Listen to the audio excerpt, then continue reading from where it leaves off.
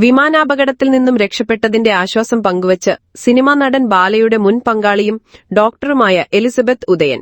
ഏകദേശം 2 വർഷത്തോളമായി അഹമ്മദാബാദിലെ ആശുപത്രിയിൽ ട്രാൻസ്മിഷൻ മെഡിസിനിൽ PG ചെയ്യുകയാണ് എലിസബത്ത്. ജോലി ചെയ്യുന്ന ആശുപത്രിയിലെ ഇന്റേൺ ഡോക്ടർമാർ താമസിക്കുന്ന ഹോസ്റ്റൽ കെട്ടിടത്തിന് മുകളിലേക്കാണ് വിമാനം പതിച്ചത്. സ്വന്തം ജീവൻ രക്ഷപ്പെട്ട ആശ്വാസമുണ്ടെങ്കിലും മനസ്സിൽ പ്രിയപ്പെട്ടവരെയും കൊല്ലപ്പെട്ട ആളുകളെയും ഓർത്തുള്ള ദുഃഖത്തിലാണ് എലിസബത്ത്.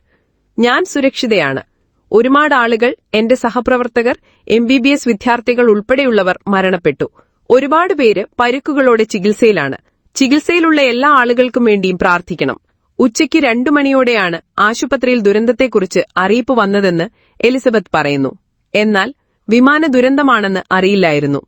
അപകടം നടന്ന ഹോസ്റ്റലും ആശുപത്രിയും തമ്മിൽ 1 കിലോമീറ്റർ ദൂരമുണ്ട്.